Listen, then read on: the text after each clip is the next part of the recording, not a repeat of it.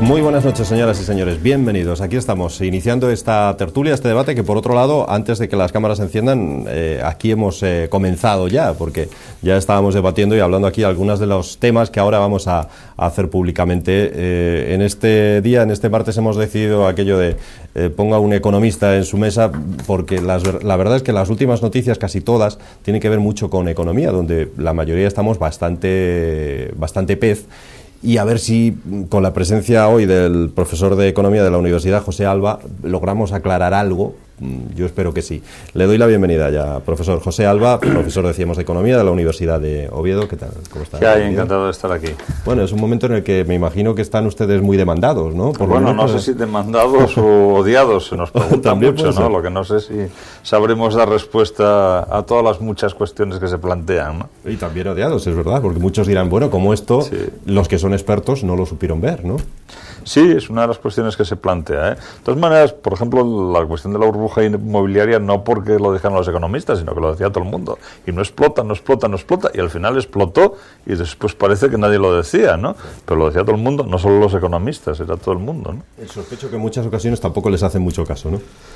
Bueno, yo creo que no, y en este momento lo que hay es muchísimas dudas, porque lo que es importante es tomar las decisiones con claridad, ¿no? Y sobre todo en el ámbito europeo lo que se ve es que tenemos enormes dificultades, como siempre las hemos tenido, para conseguir decidir qué hacemos, con lo cual cuando decidimos lo que hacemos a lo mejor ya es lo contrario de lo que conviene, ¿no? Es como si alguien va en coche y en un momento dado conviene frenar y después de que ya se pegó el tortazo, pues lo que conviene es atender a los heridos, ¿no? Bueno, pues algo así es lo que pasa a veces, ¿no? Le lanzamos, si quiere, Checa, una primera pregunta al profesor. Los que tenemos pocos ahorros y los que incluso tienen muchos, caso de Checa, que tiene ya una cantidad importante de ahorros, ¿debemos temer por ellos o no? Según están los bancos. No, yo no temería. Estamos mal, pero no para tanto, ¿no?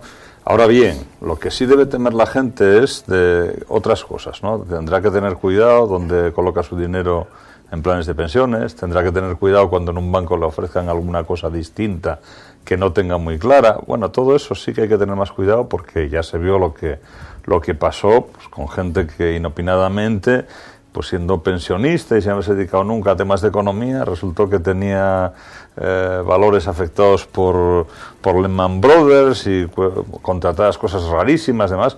Hombre, para eso, pues yo creo que una cuestión fundamental que se tiene que establecer entre cualquier entidad y los ciudadanos es la confianza, ¿no? Saber con quién estamos trabajando y desde luego, hombre, hay un sistema de garantías suficientes para que los tipos normales de ahorro aquí en España no tengan por qué sufrir ni un corralito ni nada por el estilo, ¿no? Decía alguien, Checa, que es difícil tener confianza en el banco cuando tú vas, le entregas tus ahorros y ellos a cambio atan el boli con una cuerda para que no te lo lleves. Ya hay una relación ahí de desconfianza que resulta un poco sospechosa, ¿no? Bienvenido, buenas tardes, Checa. Hola, buenas tardes. Bueno, vamos a ver, yo me alegro que esté el profesor Alba, que nos ilustre con esto, a un modesto economista, que yo también lo soy, aunque más de titulación que realmente de práctica, como él sabe, ¿no? Pero bueno, hemos hablado bastante de todos estos temas a lo largo de estos 2 últimos años. Y la verdad es que yo en estos momentos, en el tema económico, con toda la grandísima importancia que tiene, casi he perdido ya la idea de los parámetros, porque ya al volver a hablar del 20 y tantos % de paro, el no sé qué, ya me parece tan redundante que lo único que espero es que alguien en este país, sobre todo cuando vengan las elecciones, alguien de verdad diga algo sensato y empecemos con reformas de verdad, y entonces analicemos y critiquemos esas reformas, en lo bueno y en lo malo. Porque volver de verdad a repetir estos temas, es verdad que no habrá corralito, pero el endeudamiento español es brutal, cada vez mayor. Claro, no tenemos tanto como otros, no, pero el endeudamiento es brutal, la subida en estos 2 últimos años lo es. Y es como se está viviendo en España, es decir, porque no se crea empleo, porque tal, y entonces lo que está ocurriendo es que vivimos a base de endeudamiento, ¿no? Bueno, pues se pide más dinero al extranjero, que cada vez no lo dan con intereses más altos, lo cual es complicado. Yo creo que sí que los economistas vieron en general todo este tema que se venía encima, no solo la burbuja inmobiliaria, como bien citabas, sino cualquiera de los demás sitios. Y yo sobre esto escribí además que cuando, claro, aquí el gobierno decía no, que era un tema general, bueno, es verdad que la crisis financiera es global, o viene globalmente, es cierto, pero la crisis real cada país tiene la suya, luego la economía real cada país tiene la suya, y aquí es una cuestión del sistema productivo, como lo tenemos montado y muy mal montado, y que no han hecho absolutamente nada para desmontarlo o para haberlo cambiado. Eso no cabe duda. Y claro, escuchar otra vez, y ya digo, bueno, porque sale el tema, si no ya lo hemos recordado tantas veces, el volver a recordar otra vez cuando estábamos en la Champions y todas aquellas meses y sandeces que se dijeron. Eso fue lo que realmente hizo retroceder al país, porque si hace 2 años se hubiera empezado a tomar medidas más o menos suaves, más o menos tal, se hubiera hacer. Pero claro, cuando se dice, no, es que son medidas políticas, no, mire usted, estoy más que harto de hablar de los políticos, yo he participado en la vida política y bastante. Y el político hace lo que tiene que hacer en cada momento. Y las medidas deben ser asesoradas por unos técnicos determinados que se lo están contando. Porque estoy convencido que en el Ministerio de Economía hay unos técnicos fabulosos, entre ellos tenemos al asturiano, que no recuerdo el nombre, sí, Manuel tal, que está ahora el secretario de Estado, que realmente sabe, pero bueno, anda un poco como escondido, porque el hombre le da un poco de vergüenza, claro que debe decir las verdades y no debe hacerlas. Y en definitiva, para terminar con este tema, es que en España realmente todo esto nos siguen vendiendo de reformas y es falso, porque ni la reforma financiera, que anda bastante mal todavía, yo la veo, pero muy poco, cuando realmente teníamos el mejor sistema financiero del mundo. Tenemos las cajas bastante mal, y bueno, incluso los bancos ya empiezan a tener problemas. La reforma laboral, digan lo que quieran, no se ha hecho absolutamente ninguna, con lo cual, claro, los empresarios, que sí que hay dinero en España, digamos, ¿no?, pero que no tienen ya ganas, no tienen seguridad jurídica tremenda, por lo tanto no quieren hacerlo. La reforma energética, que es otro de los puntos clave y fundamental, eso, vamos, ni se ha hecho, y así estamos viviendo. Entonces, por eso, pues sí, ilústranos con temas económicos todos, pero que bueno, esperemos un poco las elecciones. Yo lamento siempre comentar y retrotraerme, pero en España no supimos la suerte enorme que tuvimos. Y esto lo aprendí cuando en muchas ocasiones me llamaron a países del este entre finales de los 80, mediados de los 90, para plantear, digamos, la posibilidad de producir un milagro parecido a lo que ellos llamaban el milagro español, ¿no? Y claro, en España, de estar en una situación absolutamente ruinosa ya a finales de los 50, principios de los 60, Ramón Tamame siempre comenta que cuando escribió su libro sobre estructura económica de España había, 1960 estamos hablando, más del doble de vehículos de tiro animal que de otro tipo de vehículos motorizados, incluyendo coches de bomberos, ambulancias y toda cosa que se moviese, más del doble en el año 60, con lo cual tenemos la radiografía del país. Ahí España se abre al mundo con un plan de corte clásico, Fondo Monetario Internacional, Banco Mundial, que en el único sitio que funcionó casi fue aquí, porque éramos el único país que en Europa hacía eso, porque estábamos muy cerca de mercados que pueden absorber mano de obra, que nos compraban mercancías, que nos enviaban las clases medias masivamente a hacer turismo. En el año 70 nos hicieron un tratado comercial impresionantemente bueno para España, nos lo mantuvieron alargándolo una y otra vez hasta que entramos en las comunidades. A España no le interesaba a Europa no le interesaba para nada que en España se produjese una convulsión al final de la dictadura. Y después tuvimos la suerte de tener un montón de fondos impresionantes. En fin, tuvimos muchísima suerte con muchísimas cosas. Pero hasta tuvimos más suerte en el tema turístico, porque ¿qué pasa? En esos años últimos del siglo resulta que esas clases medias que han venido en los 60 aquí se jubilan en Inglaterra o no sé dónde y se compran una casina para vivir en la costa mediterránea, ¿no? Con lo cual tiran de la construcción, aparte de la obra pública que está pagada con fondos estructurales. Claro, se dieron un cúmulo de circunstancias favorables que teníamos que haber sabido aprovechar para reconvertir la economía. Claro, porque Chuca ha comentado el tema energético. En España cuesta muchísimo más que en otro país en términos de energía producir €1. Y hay muchísimas cuestiones. En las épocas de mayor bonanza en España, es que es incomparable, no recuerdo ahora el dato exacto, pero la cantidad de días y la cantidad de trámites que se tienen que hacer en España para crear una empresa, no comparado con Dinamarca o con alguno de estos países en los que la cuestión va muy automática, ¿no?, sino comparado con países tercermundistas, ¿no? Es decir, la cantidad de embrollos que se producen, eso refleja de alguna forma la calidad institucional, cómo se hace muy difícil mover las cosas y producir al final cambios, transformaciones en esa economía, que no son, de repente ahora todos somos universidades excelentes y campos científicos y del conocimiento y ciudades tecnológicas y polígonos tecnológicos y no sé qué en toda España, pero claro, polígono tecnológico no es poner ahí una placa y con eso no, lleva mucha cosa detrás, ¿no? Sí, bueno, solamente 2 palabras, que por supuesto, Alba, que yo encantadísimo de hablar de economía, que además me gusta mucho, como saben, en esta casa. No es una cosa, pero para que decía un poco, ¿no? Y desde luego lo que has comentado de atrás es verdad que es una historia económica muy cierta en España. Yo el franquismo siempre lo he dividido, bueno, en 3 etapas, para hacer una síntesis, hasta el 47 que acaban con los maquis, que es el franquismo puro y duro, pero el de verdad, vamos, el puro de verdad. A partir de la cosa es menor, hasta el 59, que es el plan de estabilización con los famosos Lópezes, que yo el otro día cuando criticaban el tema de los Lópezes, los de Izquierda Unida, que no sé por qué se metían con ellos, y decía, dice, hombre, ya quisierais tener unos Lópezes de asesores técnicos, ya no me refiero a políticos, no tiene nada que ver, asesores como López Rodó, o López de Letona, o el otro que se mató en la industria, o López Bravo, eran unas mentes privilegiadas. Y efectivamente ahí había una autarquía muy montada, que en el 59 le dicen a Franco, oye, o esto sale, o no, aquí hay otra guerra civil, ¿no? Y efectivamente él lo entienden, bueno, no entendía nada de economía, y bueno, pues vamos con ese plan de estabilización hasta lo que hemos llegado ahora. Y es verdad, con toda esa suerte, el turismo y demás, pero que no se ha hecho ningún cambio.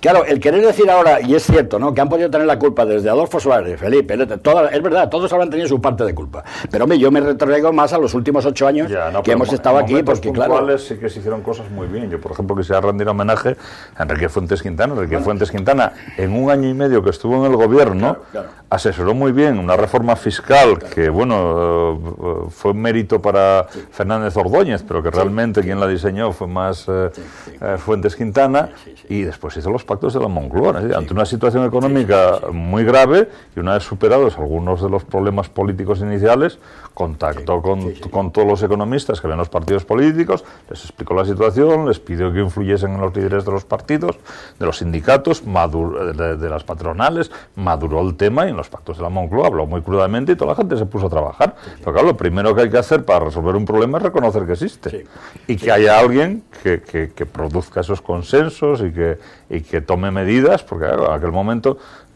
había una inflación que amenazaba con estaba en un 37% en aquel momento. Y bueno, en aquel momento se bloqueó, se paró, después de haber retrasado el ataque a la crisis unos años por el tema de que lo político era, preponderante, era inevitable tratarlo, pero una vez que ya estaba encarrilada la Constitución, pues ya se ponen a afrontar eso. Yo me alegro mucho de que saques el tema de Fuentes Quintana, porque evidentemente, bueno, es uno de los padres de la economía en España, como todo el mundo conoce. Bueno, en aquel momento estaba yo en política más metido, yo no tuve nada que ver, evidentemente, pero digo que siempre es una satisfacción, o personas como ha citado Francisco Fernández Ordóñez, que fue mi gran maestro en el sentido político, digamos, con independencia que a Suárez le tengo un gran respeto, y lo digo porque, claro, es que aquellos personajes que había en aquel momento eran cosa, de un nivel intelectual y demás impresionante, cosa que ahora no tenemos, porque el nivel de los políticos ha caído extraordinariamente. Pero que en todo caso a lo que me refiero es que si allí, cuando Suárez se hacen estas cosas, pacto de la Moncloa, pues hombre, Felipe González plantea la reconversión industrial y la plantea contra su propio sindicato, todo, y hace lo que tiene que hacer como político, por mucho que le cueste. Me dijeron que Felipe González estuvo una semana encerrado en la Moncloa, pero con una crisis nerviosa impresionante, porque a ver cómo la UGT se le echaba encima, él decía, si yo soy de la UGT, todas esas cosas. No como este otro que decía, no, yo os quiero mucho y demás.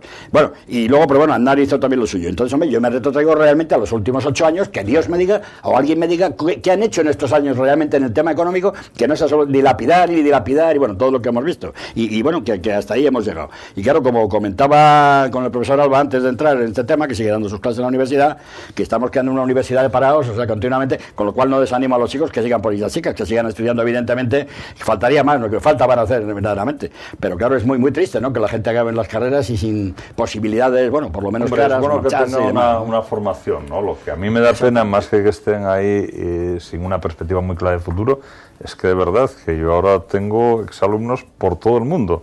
Y me parece muy bien que la gente se mueva, pero claro, es que es la única oportunidad que la mayoría de las veces se les ofrece. Bueno, disponiendo de una buena formación, hay cosas que han mejorado mucho, como es el tema de intercambios, conocimiento de idiomas, de culturas y demás, y eso sí que favorece que salgan, pero claro, eso es un tema doloroso, que estemos perdiendo el capital humano que se ha generado, y más que se va a perder, ¿no? ¿Cuántos alumnos hay en económicas en Asturias? Bueno, tendría que mirar, porque no te sé decir ahora exactamente, pero lo que sí puedo decir es que este último curso han entrado unos 600 en primer curso, 600, 700. Claro, eso es una cantidad impresionante. Si tenemos en cuenta que en Gijón hay una facultad de comercio, turismo y demás, que bueno, tiene bastante conexión con lo que sería el tema económico, que también tiene más, en fin, bueno, pues estamos hablando de cantidades importantes, ¿no?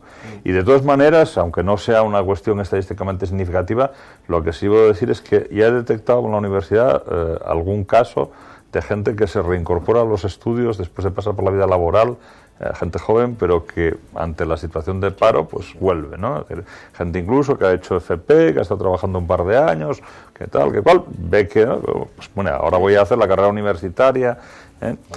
Sí, son cuestiones que ya se perciben. ¿Y de esos 700 que mencionaba, cuántos quedarán en Asturias?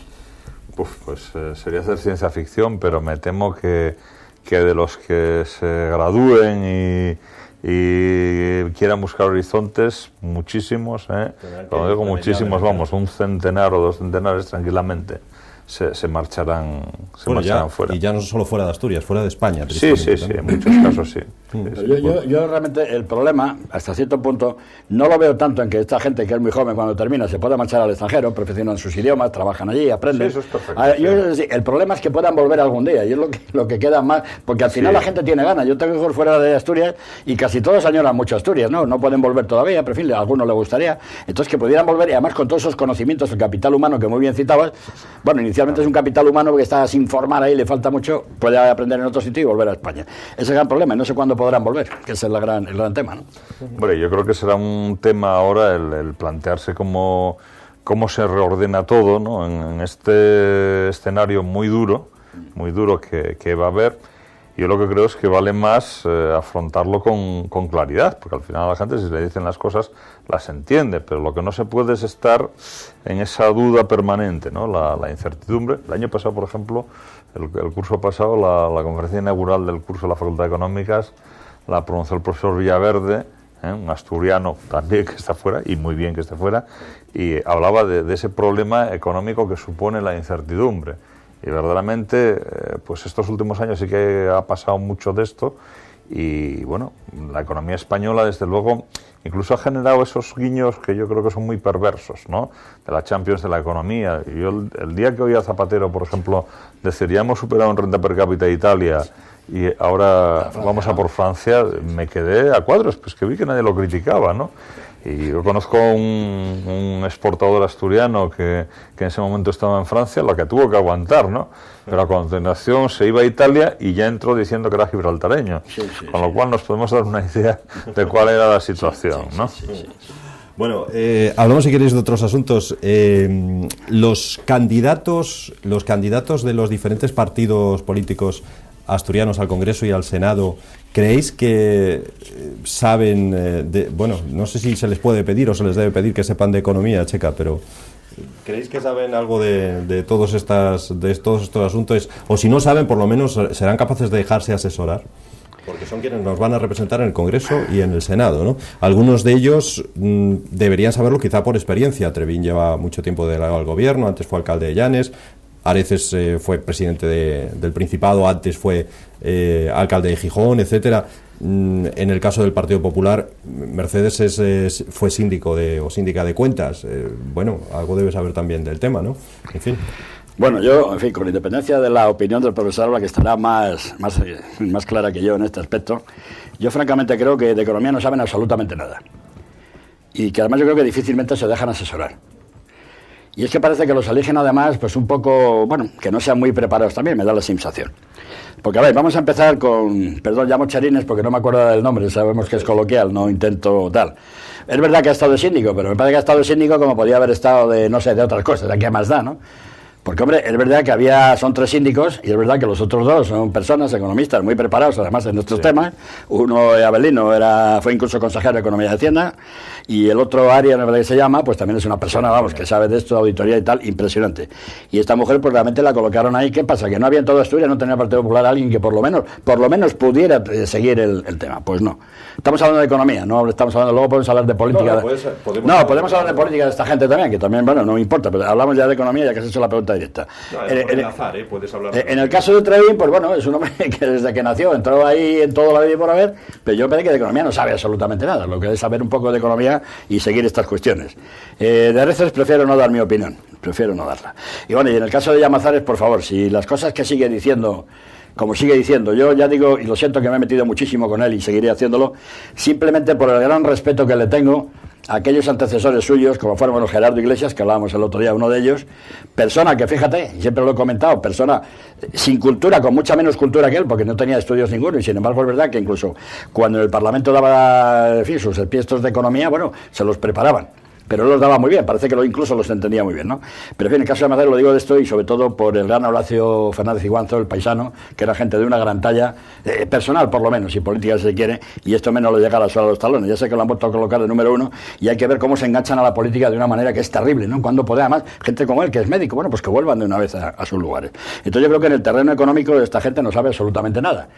De todas formas, ¿y para qué nos vale? Si aquí como seguimos con la misma idea de lo que comentábamos antes de la Champions y toda esa historia, y bueno, yo además si el dinero ya aparecerá, etcétera, etcétera, porque el gasto es, vamos, no importa todo lo que gastemos, ¿no? La han armado con el tema de la Constitución, que simplemente ha sido un cambio técnico más o menos lo que han hecho, ¿no? Para limitar los techos de gasto, que parece bastante lógico, no armemos más líos, que eso está bastante claro y demás. Pues bueno, creo que en esto nada. Luego hablaré del tema político, pero sí, prefiero que... Casi entraría yo por el tema político, pues ya que comentaba el tema económico, y claro, lo lamentable sí que es que, hombre, ver que la representación en buena medida va a ser simplemente pues un número que en un momento dado apriete un botón y nada más, ¿no? No creo que quepa esperar grandes cosas de representantes asturianos, que parece que siempre han tenido un poquitín esa función. Hombre, yo recuerdo cuando años atrás, por ejemplo, Pedro de Silva en su día pintó en el PSOE e intervino en debates en representación del PSOE en la Cámara, en fin, otros muchos, ¿no? Pero me acuerdo ahora, por ejemplo, como uno que sí que fue presidente del Principado y que tuvo su peso dentro del partido, ¿no? Pero claro, la mayoría de los diputados asturianos, más, yo creo que si hacemos ahora una encuesta por la calle a ver quiénes eran los diputados y los senadores que nos representaban estos 4 años, pues la gente no sabría citar muy pocos, ¿no? Sí, porque... bueno, en fin, que se hayan movido, ¿no? Estos temas que tienen otros países, ¿no? Incluso del ámbito anglosajón, ¿no? Donde los diputados tienen esa interacción con los electores, que en fin, que llevan temas, que... Bueno, pues aquí muy difícilmente se ha procurado eso, con algunas excepciones, ¿no? Pero, y son más de tipo personal que en los partidos, ¿no? Pero bueno, lo que sí sería importante es que quien quiera que vaya a asumir responsabilidades sea consciente de las limitaciones, ¿no?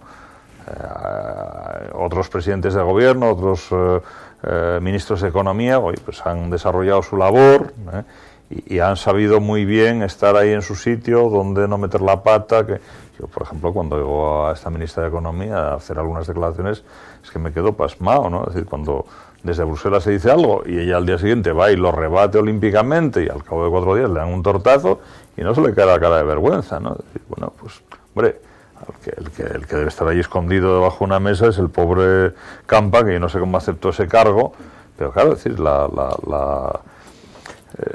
en fin, la confianza solo se pierde una vez, ¿no?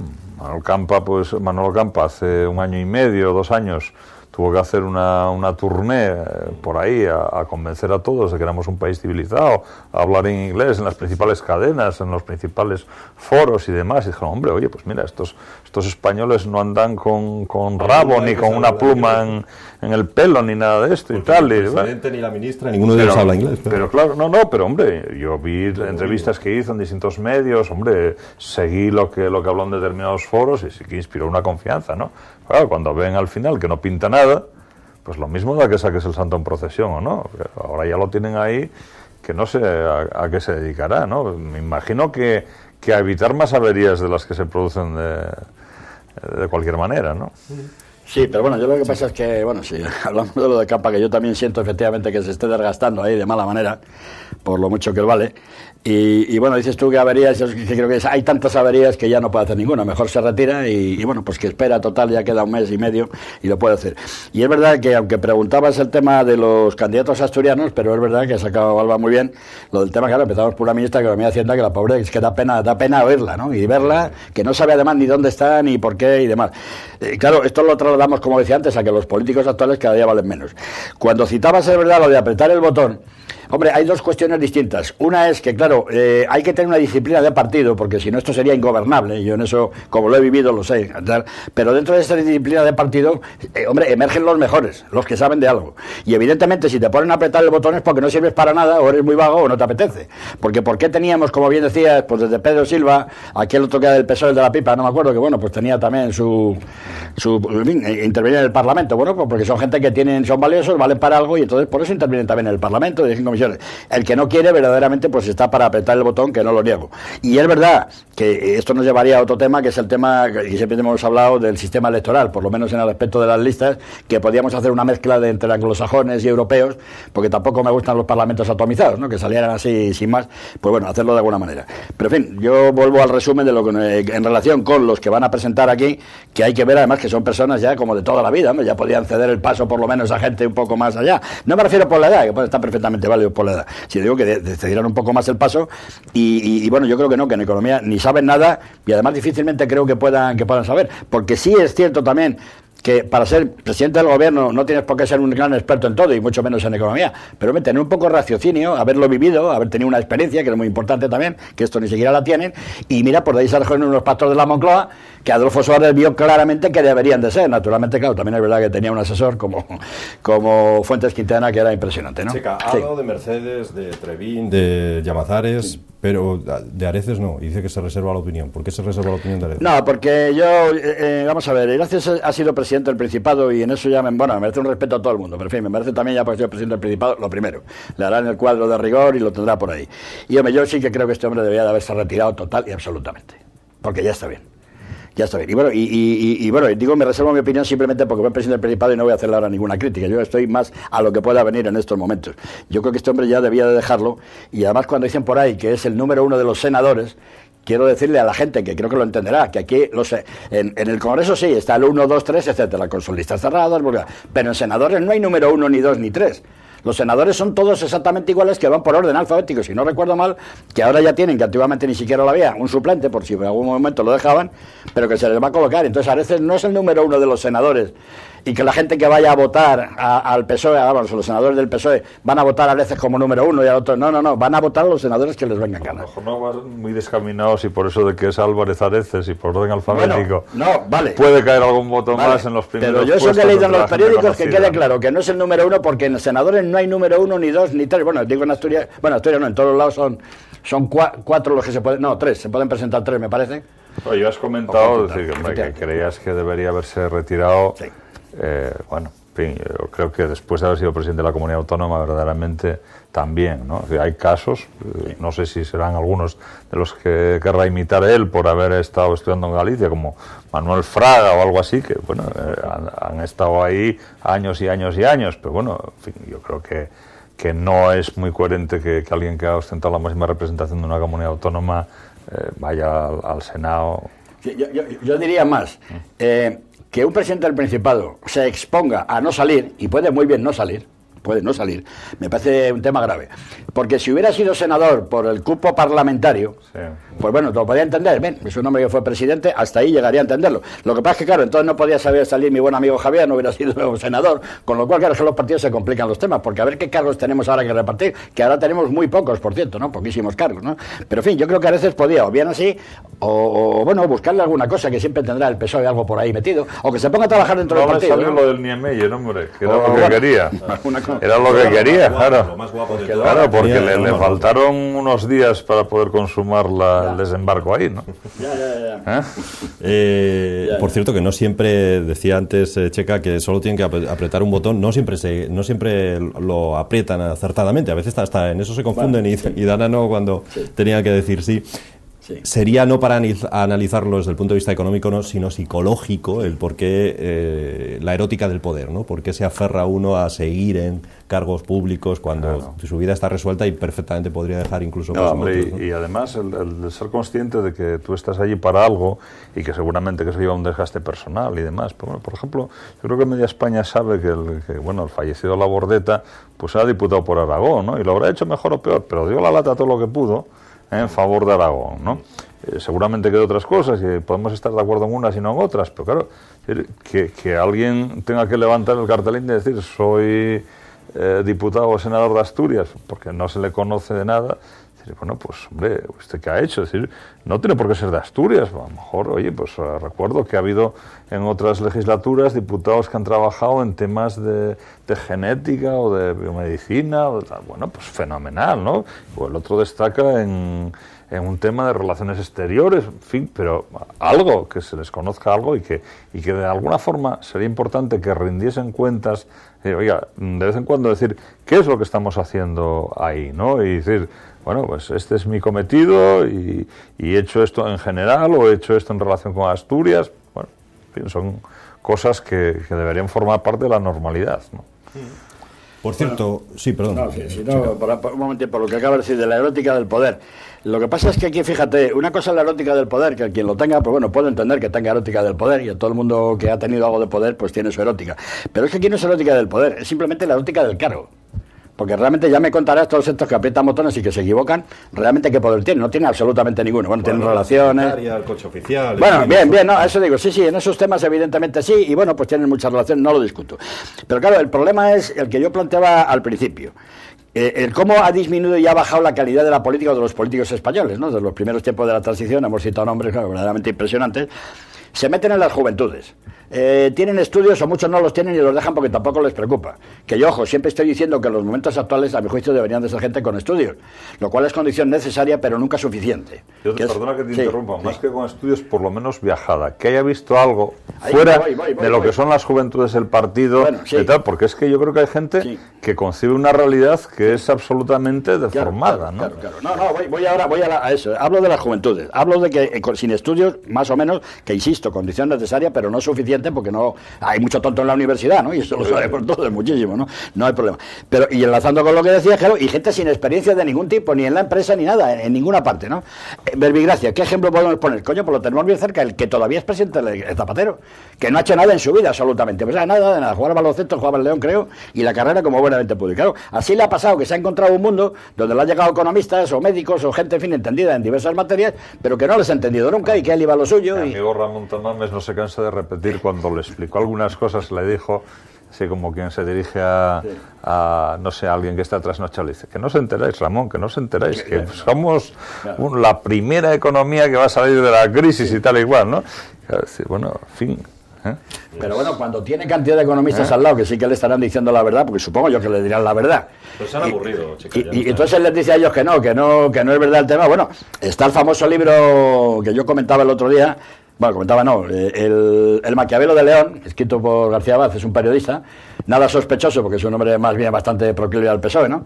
Y ha escrito de Zapatero, bueno, vida y milagro, ¿no? Diciendo que es un hombre, que además que se lo cree, que cree que es una persona que viene de otro mundo, que realmente cree que todas estas cosas que hay de por España... Es el problema que comentabas de la gente que no tiene una diversidad de fuentes, de contactos, de contrastar cosas. Y claro, yo recuerdo, bueno, por lo menos en mi época, pues realmente casi todos, tampoco voy a decir que todos, pero la mayoría de nosotros teníamos un trabajo de origen, de procedencia, y por lo tanto cuando la política la dejaba o nos dejaban, que no todo tal, pues nos volvíamos a nuestro trabajo de procedencia y por lo menos ahí no había sufrimiento. Es verdad que notabas un cambio de estar en política en el otro lado, pero bueno, tenías tu sitio para volver y en ese aspecto y familiarmente tampoco. Y claro, en el recorrido que hemos hecho, por citar solamente los casos de presidentes, claro, Adolfo Suárez era un hombre ya más vivido que otro poco, ¿no? En todo lo habido y por haber, televisión, bueno, montones de cosas, gobernador civil y demás. De Calvo Sotelo, ¿para qué hablar? ¿No? Que nunca lo citamos, pero realmente Calvo Sotelo fue un hombre que además hizo muchas cosas buenas. Felipe González quizás tuvo un poco menos, pero bueno, el liderazgo que ejerció Felipe González toda la vida, que tú decías viajado, ¿no? De lo que salió, de lo que fue a Francia, para allá, para acá, todo eso le dio, y luego además entendió muy bien a sus queridos amigos, sobre todo a Willy Brandt, que era su padre político, y le dijo, déjate de historias socialistas, vamos a una socialdemocracia y tal. Y se dejó asesorar, ¿eh? Y se dejó asesorar. Increíblemente, claro. Felipe González, por ejemplo, siempre que ha manejado cuestiones de economía, yo jamás le he visto meter la pata en unas declaraciones. Se maneja con cuatro cosas, sabe cuáles son sus limitaciones, de ahí no pasa, y sabía que tenía sus especialistas en economía, que eran los que llevaban ese tema, bueno, pues el hombre se deja asesorar porque tampoco puede saber de todo, y digo Willy Brandt, como los PAL, ¿no? Que en aquel momento vivían y eran los dos, bueno, sobre todo Willy Brandt. Y en el caso de Aznar, pues bueno, entre otras muchas cosas, ya había sido presidente de Castilla y León, y en fin, pues también estaba bastante vivido. Pero claro, gentes como este no. Y cito este porque es el presidente del gobierno, todavía, ¿no? Todavía. Porque podíamos hacer un recorrido por los ministros que hemos tenido en estos 8 años, y bueno, gloria bendita. Por no hablar de los que teóricamente, como el de exteriores, podíamos ser, bueno, pero debían de elegir el peor que tenían en exteriores, yo creo, porque otra cosa no se explica. En fin. Vamos a ir a publicidad. A la vuelta hablamos de otras cosas. Por ejemplo, de esa conferencia de la paz, así llamada, con ese eufemismo, la verdad es que es curioso que tenga ese nombre, que se celebraba este lunes en San Sebastián. Por ejemplo, o de modas que vuelven. Parece que estaba desmantelado ya completamente ese movimiento de los indignados, pero ahora ha vuelto, y le vamos a preguntar también al profesor si eso económicamente es posible, eso de ocupar casas o hasta un hotel y repartirlo después entre quienes han quedado desahuciados de su vivienda. Bueno, todo eso, se lo prometemos, va a ser después de esta mínima pausa.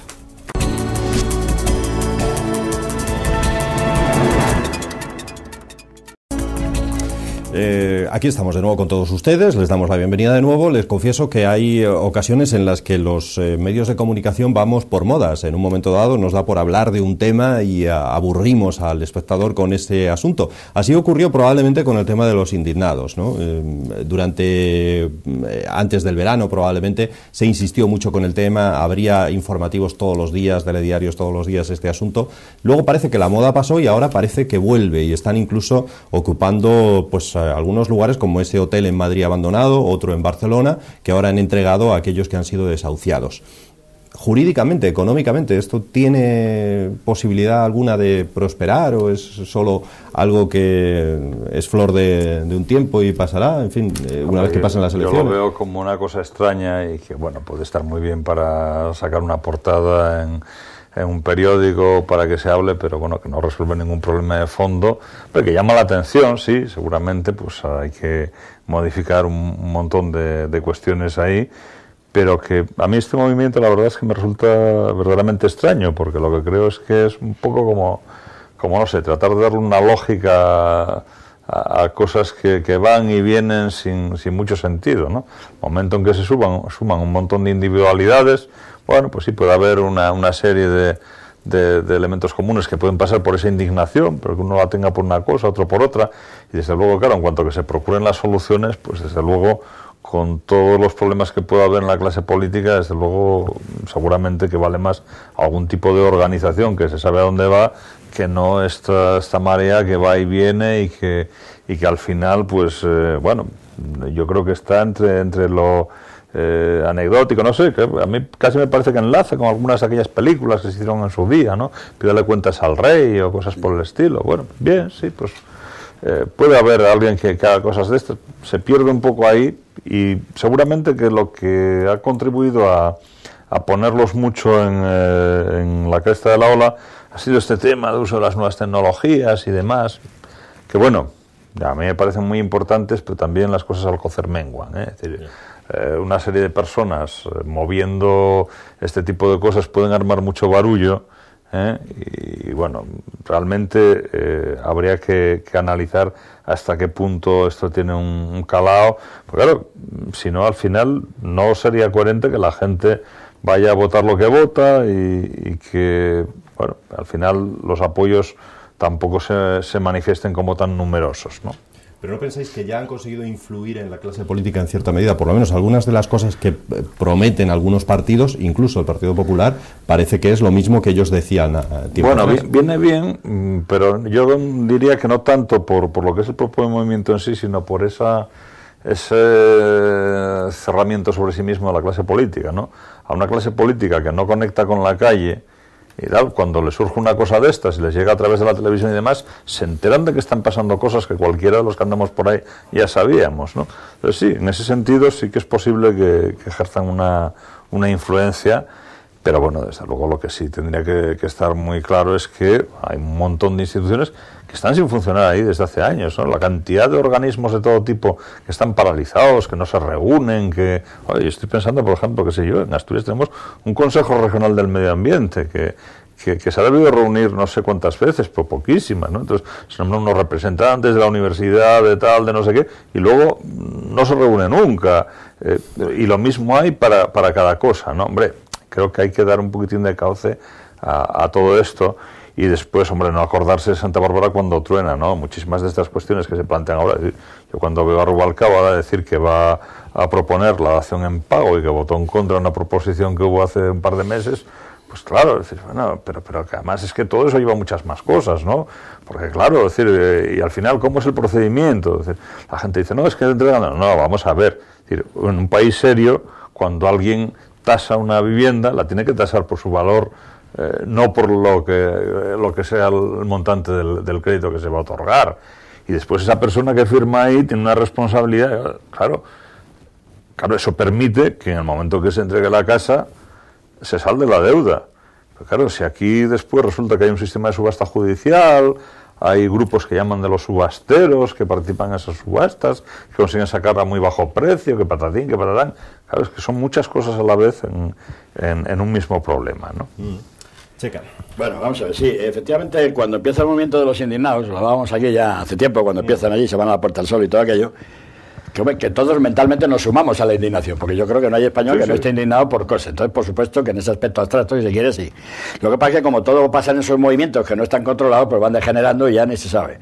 Y entonces era muy triste ver a la querida Puerta del Sol, que todos hemos pasado por ella, la conocemos y tal, como estaba, y naturalmente ver a los empresarios, a la cantidad de comerciantes, porque hay cientos y cientos de comercios, hoteles, bares y tal, en la situación en que se encontraban. ¿Está rebrotando ahora? Pues probablemente bien manejado. Yo creo que ahora ya este movimiento ya no es la pureza que pudo tener en su momento, sino que ahora está cada vez más manejado, más controlado y más con un fin determinado. Que bueno, yo luego apostaré por él, tampoco me importa. Pero claro, cuando este tipo de movimientos se saltan, no ellos, sino que el propio gobierno se salta la ley, y cuando el Tribunal Supremo y el Tribunal Constitucional dicen que no pueden estar allí porque hay elecciones municipales 2 días más tarde, pues da lo mismo, es decir, el gobierno tal. Con lo cual quiero decir que aquí la seguridad jurídica es total y absoluta, y según nos conviene incluso en temas como estos. No hay efectivamente, como creo que decía Alba, no hay propuestas ninguna de estos movimientos, porque en realidad no sabes qué es lo que quieren, aparte que son movimientos absolutamente heterogéneos, ¿no? Que hay desde la extrema izquierda a la extrema derecha, a todo lo que se quiere, por lo tanto no lo hay. Pero claro, esto se está manejando ahora ya desde el punto de vista políticamente, porque el otro día en la última manifestación que hubo de los indignados, hubo una manifestación sin autorizar, que ahora ya no hay problema, ya no se autoriza nada, y entonces la siguen haciendo lo mismo. Y como bien decías, es verdad, a mí me hacía gracia lo del tema de Rubalcaba, ¿no? Decía el de CIU, Durán y Lleida, hace unos cuantos días, cuando le preguntábamos estas cosas que cuenta ahora Rubalcaba, que se las trae. Yo lo he dicho de verdad, que si podían tener un candidato malo en el PSOE era él, aunque están diciendo que es bueno. Es el peor que pueden tener por todo su historial y por todo lo que está contando ahora. Y entonces me acuerdo que decía que Rubalcaba era verdaderamente esperpéntico, que en esas charlas que da y tiene a Zapatero allí delante y está hablando de lo que van a hacer y no sé qué, con Zapatero aplaudiendo como loco allí delante y los ministros, y bueno, pues esto es surrealismo, ¿no? El surrealismo puro el que puede hacer. Y que efectivamente ahora pues va a apuntar todo lo que dicen los indignados, que está con ellos, que los quiere mucho, y además va a sumar todas sus propuestas. Bueno, esto verdaderamente, en un paisano como Rubalcaba, digo, esto es una vergüenza, hombre. Un candidato del PSOE que pretende ser presidente del gobierno no puede dirigirse de esta manera, porque esto ni es política ni es nada, ¿eh? Esto es falta de credibilidad, y de hecho así las encuestas, bueno, está bajando continuamente. Lo único bueno es que por ahora no hay violencia, veremos a ver el momento, y con esto termino, porque ya digo que son movimientos bastante controlados, que se van a mantener de momento hasta el 20N, y veremos a ver cómo se desarrolla ese 20N. Porque yo, sinceramente, temo que las elecciones ni se celebren en España. Ya veremos a ver cómo se va desarrollando esto. ¿Cómo es eso? ¿Que no se celebren las elecciones? Pues no lo sé. Pueden pasar cosas muy raras en España y haya movimientos de muchos tipos y tal, y a lo mejor las elecciones pues puedan estar un poco en el aire, porque las circunstancias en España que van a ir cada vez peor económicamente, este mes y pico que nos queda, las agencias de rating están cada vez peores, no habrá corralito, pero la cosa está cada vez peor, como comentábamos, no sé cuántos, pues bueno, pueden darse circunstancias bastante anómalas que yo qué sé. Imaginemos que en todos estos temas, en fin, ahí pasa algo a alguno de los indignados o tal, y bueno, ¿qué le puede pasar? Porque claro, esto no es muy tal, que empiece la violencia, porque empezará la violencia. De momento son bastante tranquilos, ¿no? Pero claro, si no hay violencia, pues en realidad no consiguen, puede pasar alguna de estas cosas, el tema se embarulla, que es lo que yo comentaba desde el principio, que estos movimientos, como no están controlados ni sabe quién los dirige ni no sé cuántos, pues bueno, ya veremos a ver, ¿no? Y entonces, como decía gente aquello de prefiero la injusticia al desorden, ¿no? Decía gente siempre, y ya veremos a ver. A eso me refiero. No, yo simplemente lo que creo es que se va a manejar mucho mediáticamente, ¿no? Porque el problema es que las propuestas son tan diversas que al final va a depender de lo que escojan los redactores en los medios, ¿no? Entonces, si ponemos un micrófono a los indignados de La Coruña, a los de Aranjuez, a los de Guadalajara y a los de Martorell, pues resulta que cada uno nos va a decir una cosa. ¿Qué ponemos en la tele? Pues mira, ponemos este que es el que nos encaja con la noticia de hoy. ¿O qué ponemos en el periódico? Claro, es un movimiento que es tan extraño que está muy estudiado en economía, además, el tema de los intereses difusos y los intereses concretos, ¿no? Los intereses difusos tienen mucha menos posibilidad de ir adelante que los concretos. Y eso pasa a veces en los partidos políticos, ¿no? Estaba pensando ahora, por ejemplo, pues algo que pasó, un partido que se creó en su día, UPyD, y resulta que al principio todo muy bien, pero claro, Miquel Buesa, que ocupaba un puesto ahí, es decir, en un momento dado ve que están llegando los políticos profesionales a comerle el terreno, ¿no?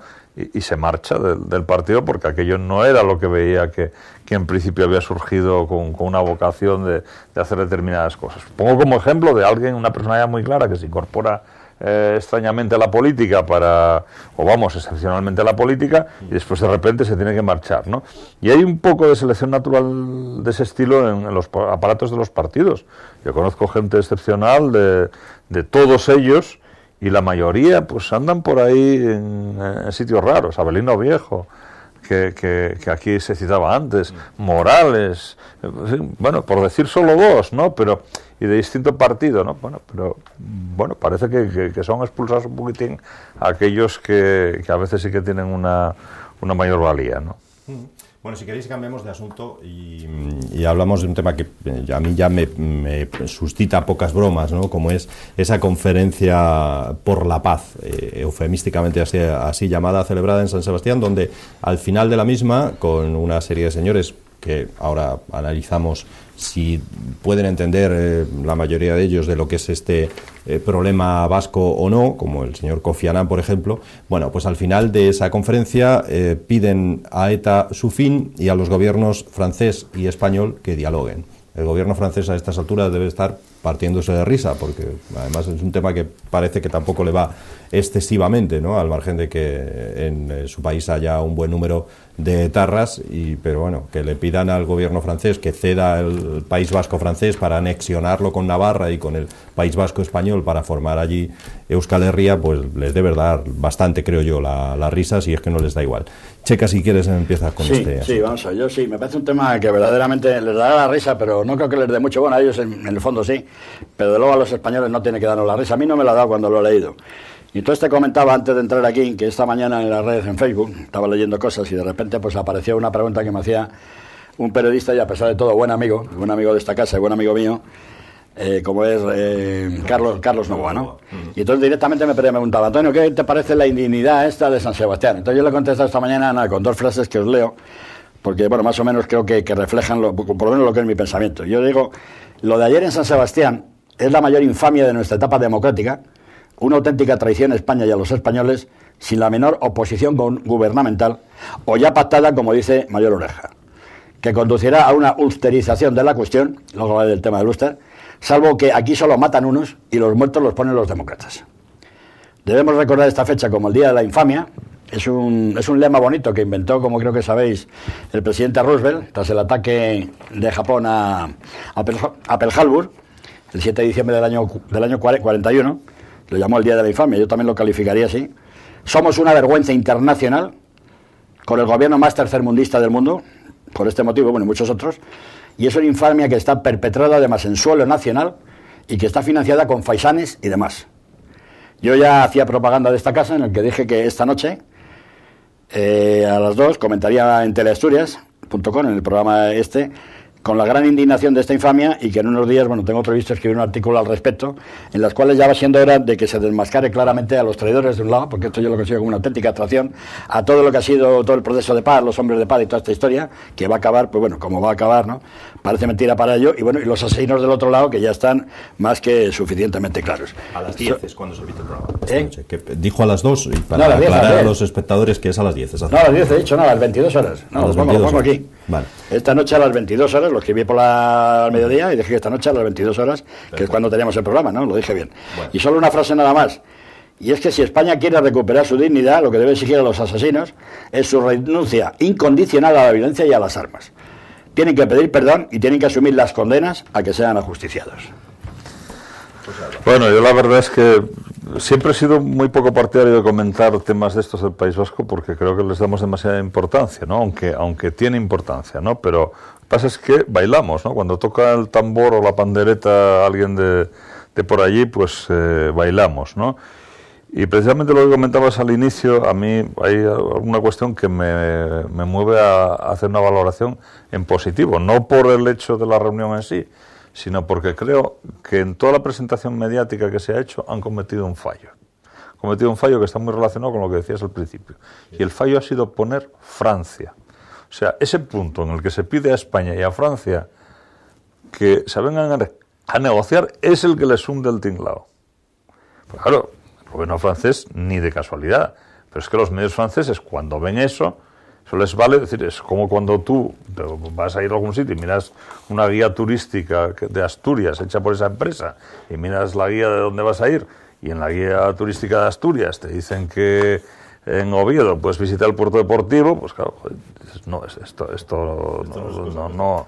Bueno, pues claro, decir, pedirle a Francia que participe en la negociación, yo creo que ha sido, vamos, algo que se les ha colado precisamente por estar dentro de ese ambiente, seguramente, ¿no?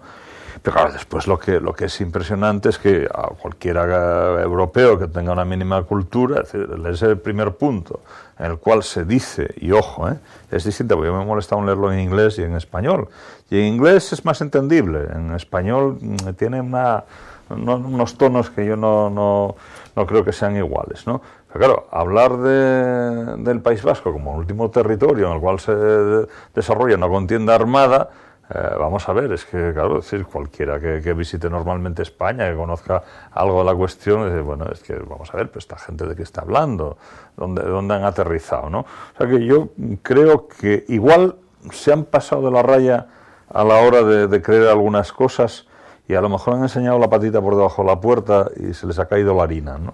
No sé. Vamos a ver. En ningún país democrático y serio se hubiera permitido una conferencia de este tipo. Sí, de acuerdo. A las claras, en una ciudad tan bella y tan bonita como es San Sebastián. Lo hubieran hecho por ahí en algún caserío, evidentemente. Como lo hacían en el Ulster, evidentemente se metían y le iban los periodistas y sacaban entrevistas. No me cabe ninguna duda. O en plena guerra civil, eso es lo que se quiera. Pero en un país democrático, consentir que esto se celebre allí a las claras, ningún gobierno de verdad, bueno, no este no, porque esto ni es gobierno ni es nada, lo hubiera consentido. El tema de Francia que aludías, es cierto, pero no te olvides, Alba, que esto está pensadísimo, el comunicado. Este es un comunicado que está muy estudiado, muy pensado. Se les escapó. No, yo creo que no se les escapó. Seguramente lo discutieron mucho, oye, vendrá o no vendrá, y al final dijeron, vamos a ponerlo, porque ellos siempre, yo que recuerde, la ETA siempre que saca comunicados, y esto, siempre hacen referencia a Francia, porque su País Vasco son las 7 provincias, no es solo tal, siempre hacen la referencia franca. Otro tema. Lo de estos mediadores que se llaman internacionales, yo no sé a qué medien aquí, habrán venido a comer estupendamente, que se comen muy bien en San Sebastián, a pasear por la playa, que está maravillosa, y evidentemente a cobrar unos dineros grandísimos, que no sé de dónde se financian. Porque que un Kofi Annan, exsecretario general de las Naciones Unidas, venga aquí sin saber ni de la misa a la media, ni de nada de lo que realmente ocurre aquí en el problema, en la situación esta. A mí me da vergüenza que este tío pueda venir aquí a estas cosas. Más la Noruega que vino, más el Jerry Adams, que bueno, se está a lo que salta, está verdaderamente cobrando por todos lados y todo lo demás. Lo de la contienda armada no existe, insisto, porque están, bueno, matando unos a otros. Bueno, y nos llegaría a matar. Solamente quiero decir como final, que el País Vasco, o la tierra que soporta el País Vasco, como Cataluña, como Galicia, como las que queráis, son tan país mío, que vivo en Asturias, como país de los que viven allí en este momento. Porque la Constitución dice que España es de todos los españoles y no hay territorios que sean solamente solo que administrativamente, pues bueno, cuando hay votaciones, pues votan los que están en aquel momento allí o dejan de estarlo. Y por lo tanto, como hay las sensaciones, hoy hablaba hasta a mediodía con una persona y me decían, pues si no quieren estar en España, que se vayan. No, mire usted, que se vayan, no. Entre otras cosas, además, y ya lo he comentado muchas veces, porque el sentido de independencia en el País Vasco, todas las encuestas, entre ellos las hace mucho también amigo, bueno, buen amigo de aquí, asturiano, el Ecobarómetro, no sé cómo se llama no recuerdo el nombre, bueno, que hace muchas de ellas, no pasa del 30%. Y en Cataluña no llegan ni al 20% siquiera. Es decir, eso desde un punto de vista. Pero es que además la Constitución lo que dice es que si alguna vez tuviera que haber de autodeterminación o cosas de este, tendría que ser el pueblo español quien votara, porque el territorio es exactamente nuestro, igual aquel que el otro, salvo la parte esta que habría. Y claro, yo seguiría hablando de este tema, pues largo y tendido, la austerización, que quieren hacer lo que es mentira. En el Ulster había 2 comunidades que se mataban los unos a los otros y los otros a los unos. En el Ulster había un problema religioso gravísimo entre católicos y protestantes puros y duros. Y en el Ulster no querían independencia ninguno. Lo que querían uno era unirse, los unionistas, a la Gran Bretaña, al Reino Unido, seguir unidos, y los otros lo que querían era pasarse a Irlanda, que era el grupo terrorista, bueno, o el más terrorista por lo menos que tenía su grupo, pero que no tenemos nada que ver con ellos, y en todo caso siempre los problemas españoles son problemas internos, españoles, y que tendrá que darse una solución aquí cuando buenamente se pueda, pero no con esta gente. Y me olvidaba, dicen, hombres que llevan sin matar mucho tiempo. Vamos a ver, los terroristas etarras son asesinos totales y crueles, pero no matan por las buenas. No es que se dediquen a decir, hoy voy a salir con la pistola y el que pille por la calle lo mato. No. Ellos son profesionales. Y entonces, si tienen que matar, matan lo que les echen.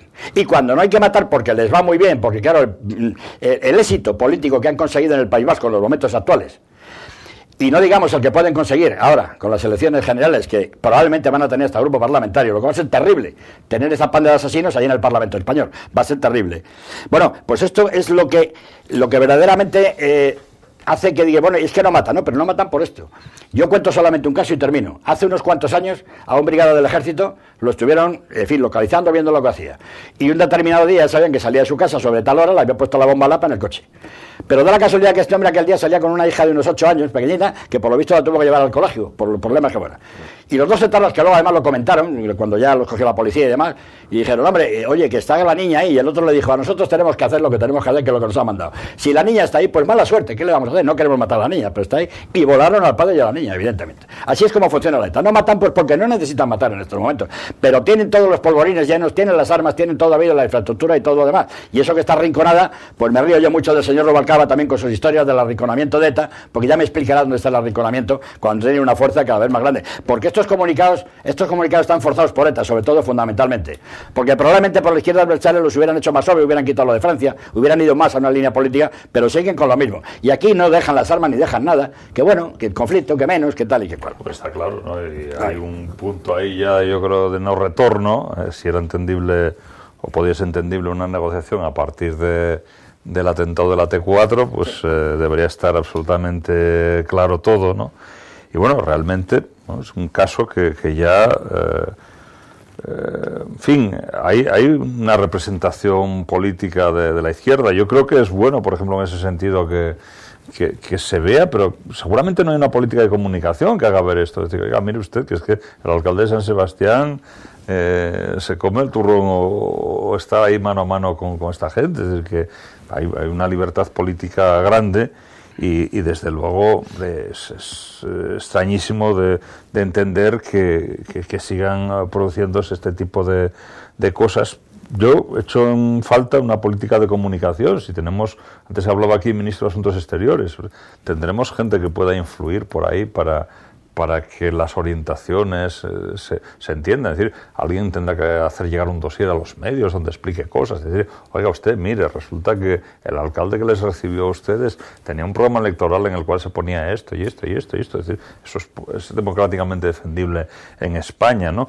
Yo creo que ahí hay además un buenismo de estos extraño, ¿no? Es decir, bueno, vamos a ver si vamos allí, a ver si tal. A mí me venía a la mente un hecho que recuerdo mucho y que me llamó mucho la atención en su día, ¿no? Es decir, en un momento dado ETA tenía secuestrada a no sé qué persona, ya hace bastante tiempo, unos 20 años, y un viejecito del PNV, el pobre hombre, con toda la buena voluntad del mundo, dijo, bueno, yo que soy del PNV, voy allí a ver si lo sueltan, ¿no? Y se encaminó a la cueva allí con la bandera del PNV, y lo conocían los etarras que tenían secuestrado al otro y demás, y claro, nada más que se acercó a la boca de la cueva, le pegaron un tiro y ahí lo dejaron, ¿no? Y bueno, hay que saber un poquitín, este hombre se jugaba su vida y la perdió, ¿no? Pero, hombre, hay que tener un poquitín de sentido a la hora de ver qué es lo que se pone ahí, ¿no? De todas maneras, yo he hecho un rastreo por la prensa internacional y no he visto prácticamente nada de referencia a esto, lo cual me llama la atención.